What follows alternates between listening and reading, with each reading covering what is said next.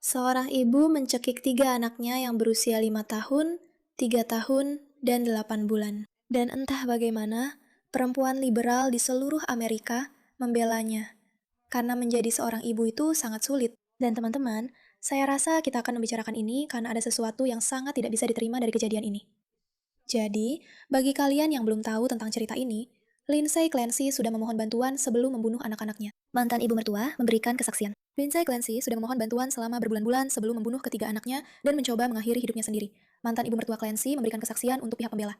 Dia sedang mengalami masa sulit. Kami semua khawatir, kata Susan Clancy. Clancy juga mencoba mengakhiri hidupnya sendiri malam itu dan akhirnya mengalami kelumpuhan. Lindsay dan Patrick Clancy sekarang sudah bercerai. Patrick adalah ayahnya. Susan Clancy, seperti Lindsay, bekerja sebagai perawat di ruang bersalin, mengatakan di pengadilan bahwa dia dan mantan menantunya sangat dekat, dan menggambarkan Lindsay sebagai seorang ibu yang luar biasa, sangat penyayang dan penuh kasih. Kesaksiannya sejalan dengan cerita emosional sehari sebelumnya dari ibu dan saudara perempuan Lindsay Clancy, yang menceritakan kepada juri bagaimana mereka melihat Lindsay semakin cemas, paranoid, dan ingin bunuh diri, yang sudah mulai terjadi sejak tahun 2022. Baik, persidangan ini tidak berfokus pada apakah Lindsay Clancy membunuh anak-anaknya, yang tidak dibantah oleh pengacaranya, tetapi pada kondisi mentalnya saat itu. Pihak pembela berargumen bahwa dia tidak seharusnya dimintai pertanggungjawaban pidana karena dia menderita psikosis pasca persalinan. Sementara jaksa mengatakan dia merencanakan pembunuhan itu dan memahami apa yang dia lakukan. Ibu Lindsay, Paula, yang tinggal di Connecticut, bersaksi pada hari Senin bahwa dia sering menginap bersama putrinya.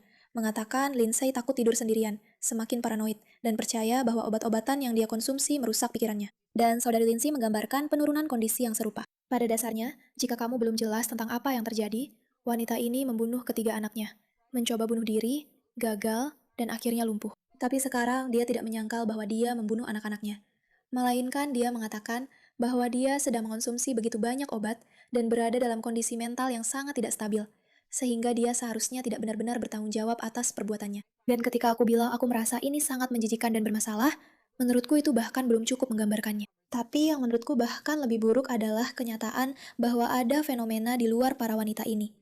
Wanita-wanita yang mencoba menjelaskan kepada dunia bahwa ini bisa dibenarkan, karena menjadi seorang ibu itu sulit. Dan aku hanya ingin berbagi pikiranku tentang hal ini sebentar saja. Ini tidak bisa dibenarkan.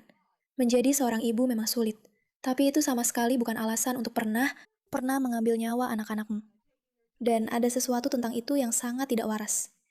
Dan ya, dia memang mengonsumsi banyak obat dan mungkin itu memengaruhi penilaiannya. Tapi ini, pembelaan terhadap seorang wanita yang tetap membunuh anak-anaknya sendiri adalah fenomena yang menunjukkan betapa jauhnya masyarakat kita telah menyimpang. Maksudku, dengarkan ini. Ini akan menjadi salah satu persidangan paling signifikan dalam hidupmu. Kita semua sedang mengalami sesuatu yang benar-benar belum pernah terjadi sebelumnya.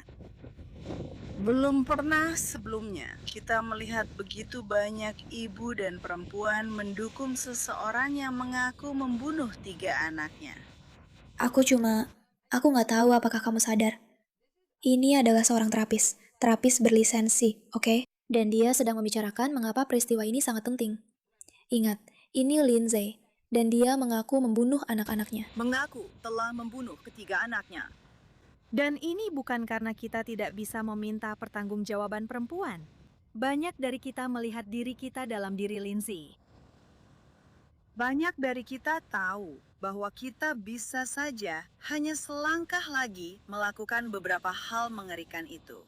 Saya hanya ingin menegaskan bahwa saya sama sekali tidak pernah berada selangkah pun dari melakukan hal seperti ini. Dan banyak dari kita sama sekali tidak merasa terhubung dengan Lindsay dalam bentuk apapun. Kita tidak bisa memahaminya. Kita tidak bisa membayangkannya. Dan yang pasti, benar-benar tidak merasa nyaman dengan terapis yang mencoba menghadirkan semacam suara yang menenangkan. Jika kamu pernah mengalami hal seperti ini, apa-apaan ini? Maksudku, sungguh, bagiku, ketika aku melihat ini, aku melihat upaya untuk menodai dan menghancurkan citra menjadi ibu dan membuatnya terdengar seolah-olah menjadi ibu itu sangat buruk, sampai-sampai dianggap sah. Karena perjuanganmu untuk pergi keluar sana dan membunuh anak-anakmu. Mereka gila. Mereka benar-benar gila. Karena kami mengalami masalah kesehatan mental yang signifikan setelah salah satu anak kami lahir. Dan banyak dari kita tahu betapa gelapnya beberapa pikiran itu. Ya, pikiran itu menjadi gelap karena kamu kurang tidur, merasa sengsara, dan tidak terbiasa harus benar-benar egois dan mendedikasikan seluruh dirimu untuk orang lain. Tidak pernah tidur, Tidak pernah merasa tubuhmu akan kembali seperti semula. Rasanya panas. Semuanya rumit. Kamu sedang belajar sesuatu yang baru. Tapi itu bukan berarti boleh saja punya pikiran tentang membunuh anak-anak. Seperti, apa sebenarnya yang salah dengan gerakan ini? Maksudku, ini ada lagi. Aku benar-benar tidak percaya ini ada di internet.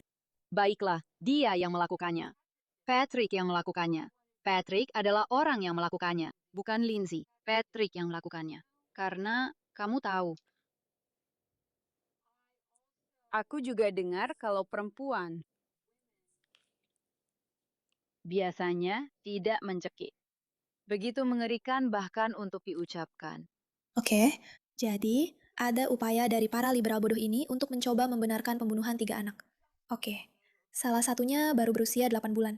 Dan semua ini dibenarkan karena kamu mengalami depresi pasca persalinan dan kecemasan, dan lain-lain. Dan di sisi lain, ada sekelompok orang yang mengklaim bahwa ini pasti salah laki-laki, karena laki-laki membuat perempuan jadi gila. Atau mungkin laki-laki yang bertanggung jawab. Dan karena perempuan tidak mencekik, maksudku, ya ibu-ibu tidak membunuh anak-anak mereka. Itulah percakapan yang seharusnya dibicarakan. Pembelaan terhadap hal ini benar-benar gila. Dan aku harus bilang, sebentar saja. Maksudku, fenomena ini lagi menjadi lebih buruk. Selain fakta bahwa wanita ini pasti salah satu individu dengan IQ terendah, karena berkata alasannya pasti ayahnya. Karena wanita tidak mencekik anak-anak. Lihat ini. Orang-orang bodoh menjulurkan kepala dari jendela mereka untuk mencoba membuktikan Lindsay Clancy tidak bersalah, meskipun dia sudah mengakui membunuh anak-anaknya. Para pengguna TikTok memposting video reka ulang mereka yang menunjukkan Lindsay tidak bersalah. Akhir pekan ini, saya melihat dua wanita berbeda menjulurkan kepala dari jendela rumah mereka sendiri. Wanita pertama menjulurkan tubuhnya dari jendela lantai 2 setelah mengoleskan sabun cuci piring biru di pergelangan tangannya untuk menunjukkan di mana noda seharusnya berada jika Lindsay yang membukanya. Oke, jadi ada perdebatan besar tentang apakah Lindsay benar-benar melakukan ini, dan bagaimana kamu bisa tahu kalau dia tidak melakukannya. Maksudku, aku cuma ingin membacakan hal-hal ini untukmu karena ini agak gila. Tapi fenomena ini memang menjijikkan. Aku setuju, Lindsay. Aku merasa terputus dengan diriku sendiri. Waktu, realitas. Aku pikir kembali bekerja akan membantu mengatasinya. Cukup buruk jika bisa berhubungan dengan seorang pembunuh anak. Tapi melakukannya sambil menggendong bayimu sendiri. Itu sungguh keputusan yang sangat mengkhawatirkan. Secara harfiah, membuat postingan di X atau Instagram atau TikTok dengan tulisan, "Aku juga, Lindsay, sambil menggendong bayimu dan menangis," itu sangat memalukan. Itu adalah fenomena yang sangat memalukan. Aku tidak akan pernah bisa terbiasa dengan hal ini. Sekarang, Matt Wallace tidak menahan diri, dan dia sudah angkat bicara. Dia menulis ini. Banyak orang mungkin tidak ingin mendengar ini, tapi sebagian besar depresi yang dialami orang tua, dan bukan hanya ibu, setelah melahirkan, bukan terlalu karena hormon, melainkan karena anak-anak, terutama bayi, itu menuntut dan sulit, dan mengharuskan kita mengesampingkan kebutuhan dan keinginan kita demi mereka. Semakin egois dirimu, semakin besar penyesuaian yang harus dilakukan. Dan tentu saja, internet heboh dengan apa yang dia katakan. Tapi ada sedikit kebenaran di situ. Memang ada benarnya. Itu memang hal yang sangat sulit. Dan seperti yang dia tulis di sini, benar-benar jahat. Semua ini sangat membuka mata dengan cara yang paling buruk. Aku tidak pernah bisa melupakan ribuan perempuan yang membela seorang iblis yang mencekik anak-anaknya sampai mati. Salah satu hal tergelap yang pernah aku lihat dalam hidupku. Antara kasus ini dan penggalangan dan Anthony, kita sedang melihat sekilas kerusakan budaya yang tidak bisa diabaikan begitu saja. Lebih dari 250.000 para pendukung Lindsay Clancy kini telah mengumpulkan lebih dari $835.000 untuk keluarga mereka. Setelah dia mengaku membunuh ketiga anaknya. Mereka dibanjiri pesan-pesan positif dari para pendukung perempuan yang yakin bahwa dia adalah korban. Dan menurutku, ini benar-benar menjijikkan. Aku berharap bisa memelukmu. Aku sudah menderita penyakit mental selama sekitar 30 tahun. Kami semua memikirkanmu dan mendukungmu, Lindsay. Kamu sangat kuat. Kamu pasti bisa melewati ini. Apapun yang terjadi, Lindsay, kami bersamamu. Para ibu akan memastikan kamu mendapatkan keadilan. Maksudku, apa yang sebenarnya terjadi? Hatiku penuh dengan kebanggaan melihat begitu banyak perempuan yang mendukung Lindsay. Menyaksikan persidangan ini membuatku sangat sadar mengapa aku mengalami PPA dan PPD yang parah. Ini benar-benar menjijikan.